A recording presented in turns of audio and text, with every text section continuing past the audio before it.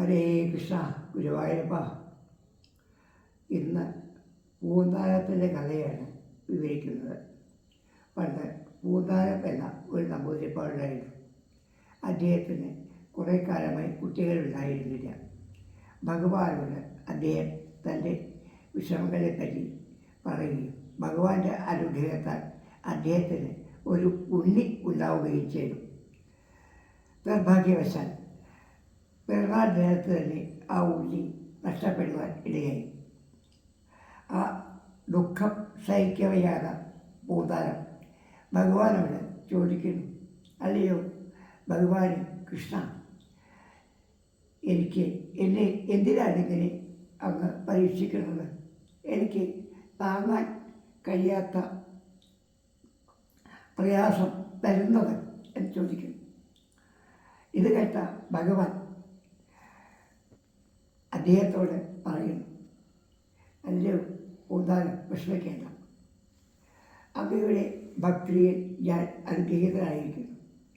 അങ്ങക്ക് ഉണ്ണിയായി ഞാൻ തന്നെ അങ്ങയുടെ ഒപ്പം വരുന്നുണ്ട്. ഇത് കേട്ട പൂന്താനം വളരെ സന്തോഷിക്കുന്നു. ഭഗവത് കീർത്തനങ്ങൾ എഴുതാൻ ആരംഭിക്കുന്നു. ധാരാളം ഭഗവത് കീർത്തനങ്ങൾ അദ്ദേഹം എഴുതി. ഇതിനെ അടിസ്ഥാനമാക്കി അദ്ദേഹം എഴുതിയ കഥയാണ് ജ്ഞാനപ്പാന. ഉണ്ണികൃഷ്ണൻ മനസ്സിൽ കളിക്കുമ്പോൾ ഉണ്ണികൾ മറ്റു വേദോപമക്കളാണ് എന്ന ഇത് എല്ലാവരും കേട്ടിരിക്കും. എല്ലാവർക്കും വളരെ സുപരിചിതമായ ഒരു കീർത്തനമാണ്.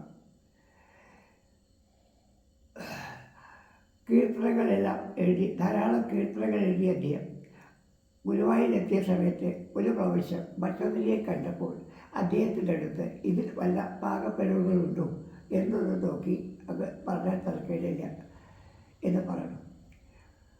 ഭട്ടതിരി അദ്ദേഹത്തോട് പറയുന്നത് ഒരു ഉച്ചരസത്തിൽ ഇങ്ങനെയാണ്, ഇതെല്ലാം മലയാള കവിതകളല്ലേ, ഞാൻ ഭാഗവത പണ്ഡിതനാണ്, ഭാഗവത കഥകൾ സംസ്കൃത കഥകൾ എഴുതും, അതിനുശേഷം ഞാൻ നോക്കി തിരുത്തിത്തരാം. ഇത് കേട്ട പൂന്താനം വളരെയധികം സങ്കടത്തോടുകൂടി ഭഗവാനെ നോക്കുന്നു. ആ സമയം ശ്രീകോവിൽ നിന്ന് ഒരു അശരീ കേൾക്കാൻ ഇടയാകുന്നു.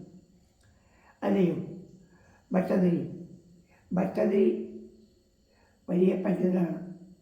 ഭട്ടതിരിയുടെ പാണ്ഡിത്യത്തെക്കാളും വിഭക്തിയെക്കാളും എനിക്ക് ഏറ്റവും പ്രിയം പൂന്താനത്തിൻ്റെ ഭക്തിയാണ് എന്ന് പറയുന്നു. ഇത് കേട്ട ഭട്ടതിരിക്ക് കാര്യം മനസ്സിലാകുകയും പൂന്താനത്തിലൂടെ ക്ഷമ ചോദിക്കുകയും ചെയ്യുന്നു. കാലങ്ങൾ വീണ്ടും കഴിഞ്ഞു പോയി. പൂന്താനത്തിന് വാർദ്ധക്യം വന്നു. അദ്ദേഹത്തിന് ഭഗവാനെ കാണാൻ ഗുരുവായൂർ എത്താൻ സാധിക്കാത്ത അവസ്ഥയിലേക്ക് എത്തി. ആയിരിക്കുന്ന സമയത്ത് ഭഗവാനോട് പൂന്താനം പറയുന്നു, അല്ലയോ ഭഗവാൻ, എനിക്ക് ഗുരുവായൂരെത്തി അങ്ങയെ ദർശിക്കാൻ സാധിക്കുമോ ഇനി എന്ന് തോന്നുന്നില്ല.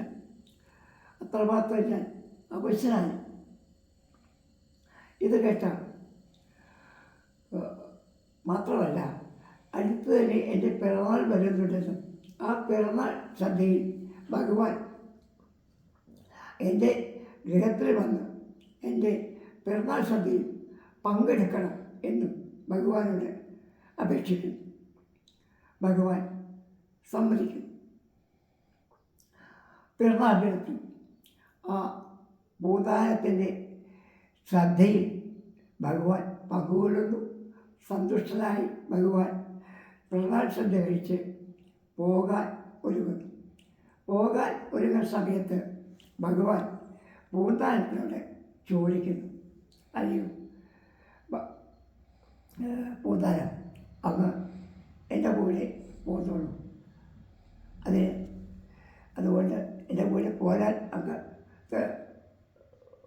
തയ്യാറാകൂ, എന്നോടൊപ്പം പോരൂ എന്ന് പറഞ്ഞു. ഇത് കേട്ടപ്പോൾ പൂന്താനത്തിന് വളരെയധികം സന്തോഷമാകുന്നു.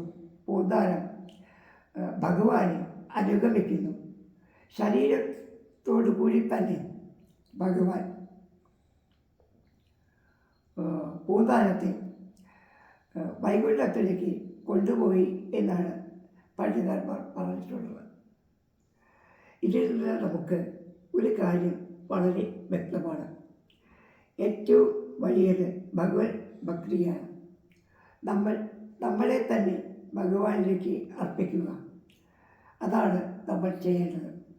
നമ്മുടെ കാര്യങ്ങൾ ഭക്തൻ്റെ കാര്യങ്ങളെല്ലാം ഭഗവാൻ നോക്കിക്കൊള്ളും എന്നത് ഇതിൽ വളരെ വ്യക്തമായി ഭക്തജനങ്ങൾക്ക് മനസ്സിലാക്കാൻ സാധിക്കും. അതുകൊണ്ട് എല്ലാവരും ഭക്തിയോടുകൂടി ഭഗവാനെ പ്രാർത്ഥിക്കുക, ഭഗവത് ഭക്തി വളർത്തുക, മറ്റുള്ളവർക്ക് ഭക്തിയെപ്പറ്റി പറഞ്ഞു കൊടുക്കുക, മറ്റിൽ ഭക്തി വളർത്തുക. ഇതിനായി നമ്മുടെ ജീവിതത്തിൽ കുറച്ച് സമയം ഇതിനായി ചിലവഴിക്കുക എന്നതാണ് ഏറ്റവും ഉത്തമം. അതാണ് നമ്മൾ ചെയ്യേണ്ടത്. അത് മാത്രമാണ് ഈ ജീവിതത്തിൽ നമുക്ക് ചെയ്യാനുള്ളത്.